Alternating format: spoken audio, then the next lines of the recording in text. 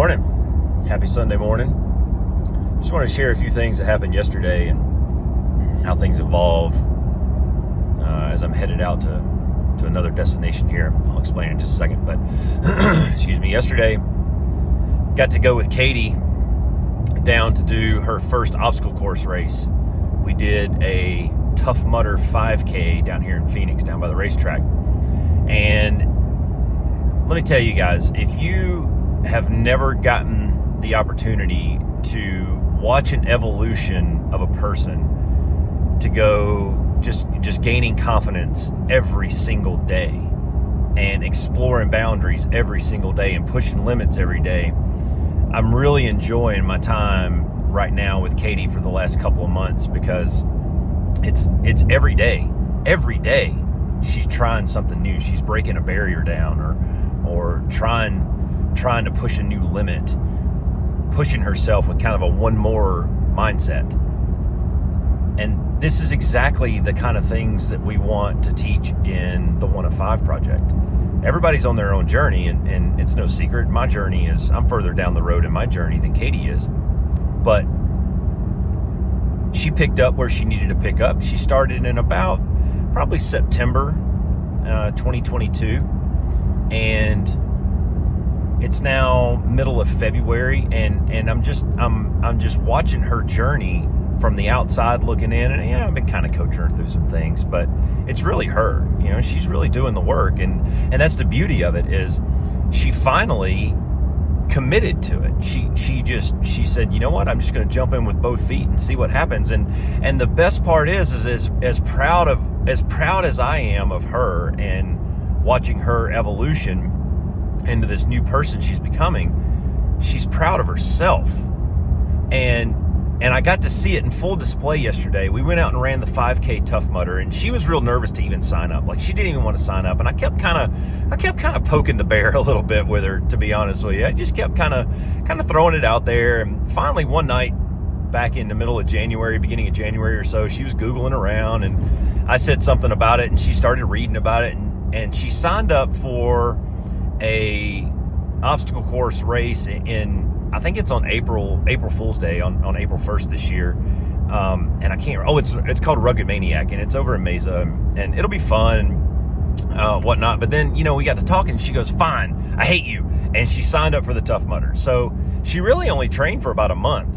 She's been going to the gym. She's been trying to do like a kind of a 5K program, getting a little bit more jogging, and the 5K program has her jogging about 1.5 minutes, maybe 2 minutes at a time, and then walking a little bit, and she'll do that for 5 or 6 reps, and then she'll cool down, and then she'll go lift some weights and that. But we went out yesterday. We started off the race. We raced at high noon, and she was so worried about it being cold. Like, it was 62, 64 degrees on the way down there. And I kept telling her, I was like, don't worry, your adrenaline's going to get up. The sun's going to start beating down on you. You're going to get warm. Don't worry about it.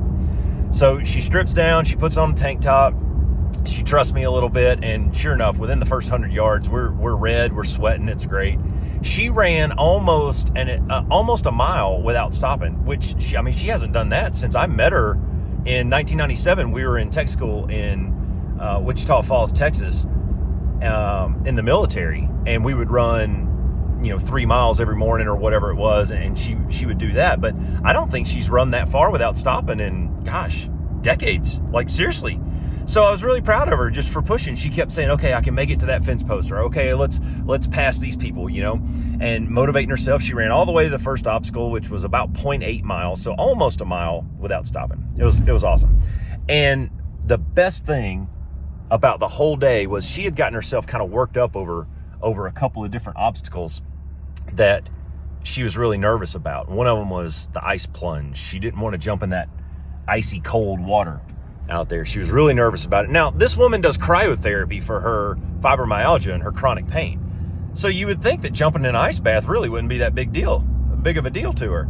But she was so worked up about it. Well, it turned out that one of the first obstacles that we did had us completely submerged in water. Now, if you guys don't know, like, pool owners understand this, especially pool owners in Phoenix. We understand that the temperature of your pool water is normally about what the evening lows are around here. So in the fall and in the spring, you can kind of judge when you're able to get in the pool and kind of when the last day of pool season is by how cool it's getting in the evenings and or overnight. Well, it's been in the 30s here for several weeks, so at night.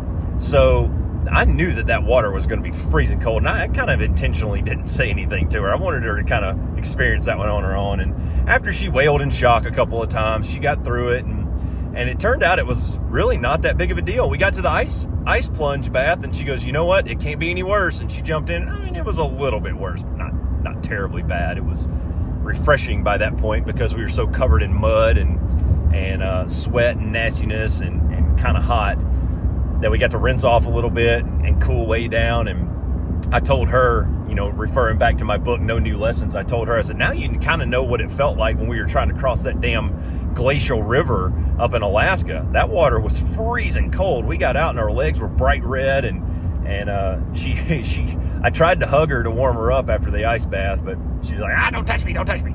Anyways, she completed every obstacle. She had convinced herself that she wasn't going to be able to do the Everest wall, where you have to run up like this half pipe and grab a hold of somebody and have them pull you up.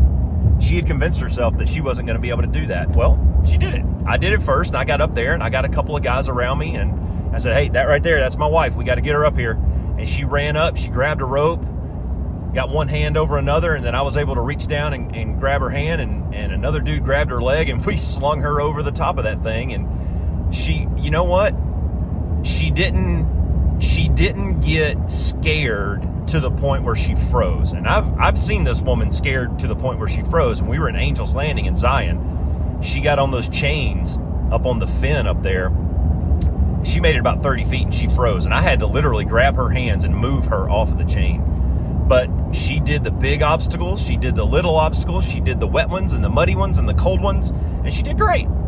And I kind of made a little write-up on social media last night, which really just didn't do it justice. I had to get this out on video because she just to watch her confidence, and then the conversations afterwards where she just had this attitude of, man, I can do anything. I can do anything I set my mind to. And guys, that is the ethos of the 1 in 5 project. Our mission is improve, ignite, inspire. Dudes, she is freaking ignited right now. And I see it. She's inspiring people. She's inspiring me. And I'm supposed to be the one inspiring her. But she's inspiring me to just carry on that one more mindset, that never quit attitude, that fearlessness, that confidence, that if you set your mind to something, you can accomplish it. She set her mind to accomplishing that Tough Mudder, and she went into it a little bit nervous, but open-minded. And she told me before we started, she goes, "I'm going to at least try everything." And we talked a little bit about the I can't, which really means I won't, and then I'll try, and then finally getting up to a champion's mindset of I will. And I don't like the words "I'll try" because I believe that from a mindset standpoint, I'll try still leaves a little cracked open door for an excuse to quit. I much prefer the I can and I will statements. I will is a blend of confidence and desire and discipline, and that's where the champion's mindset comes in. When you are able to look at something and say, I will, which translates to, I am willing to do the work required and have the fearlessness to attempt anything that comes in front of me. You set your goal and nothing will deter you from it. Now, obviously, guys, in life, there's going to be things that you just can't do sometimes. There's going to be physical limitations or otherwise that are going to stop you or at least be a significant barrier. But with an I can and I will mindset, you can knock down those barriers and you can get through those. And Katie's living proof. She set her mind to it. She knocked down her mental barriers. She knocked down some of her physical barriers, and she was able to get through all those obstacles on that race. And it was just superb to watch her. It was almost like floating outside and just watching a person grow right in front of your face. It's been really cool. So anyways, kudos to her, and I can't wait to see how this journey, I can't wait to see where it goes for her, because, I mean, you know, there's a lot of behind the scenes that people just don't understand. Katie quit smoking. She's been almost 3 weeks without a cigarette, without a nicotine patch, without anything. She's curbed her cravings. She's doing really good. She doesn't even think about it anymore. She's on her second 30-day sober challenge right now with me, and she's doing good. We've gone out to eat, we've gone to social events, and she's told me yesterday, she goes, you know what, I just don't even think about it anymore. See, that's the point. We're replacing negative habits with positive habits. All good things. All good things. So my point in saying all this and rambling on for 10 minutes and 40 seconds is, if my wife can do it, anybody can do it. Trust me. She has turned a corner. She has really started to develop a warrior's mindset, a champion's mindset, and I couldn't be prouder of her. I think she's going to do great things. I think she's going to continue on this, and I can't wait to see what the next chapter of our lives hold together. Now, as I'm taping this, I'm driving over to my buddy's house because I went out and did the 5K with her yesterday, and I mean, it was fun. We had a really good time, and some of the obstacles are very challenging. But I told her when we got home, I was like, Katie, my day-to-day workouts, honestly, I'm more worn out after my everyday stuff than I was after yesterday. So I'm driving over to my buddy's house to pick him up, and we're going down to do the 10K version today. And our goal is no walking. We're going to attack the course, and we're going to try to get a good workout over, I don't know, whatever 10K is. Don't do math in public. That's a good rule to live by. So anyways, we're going to go out and enjoy that. It's a beautiful day down here in Phoenix, about 70 degrees this afternoon. Got partly cloudy, no wind, so it should make it really enjoyable for us. I'll report back and let you guys know how it went. But I really needed to get that out today about how I've just really enjoyed watching Katie grow. Guys, the 1 of 5 project is real. It's happening. It's happening right in front of us. I've seen it. I'm seeing it happen. Improve, ignite, inspire. Choose your journey. Start where you got to start. A little bit of progress every day. Left foot, right foot. Holler at me. www.paulroscoewhite.com or www.oneof5project.com. See you next time.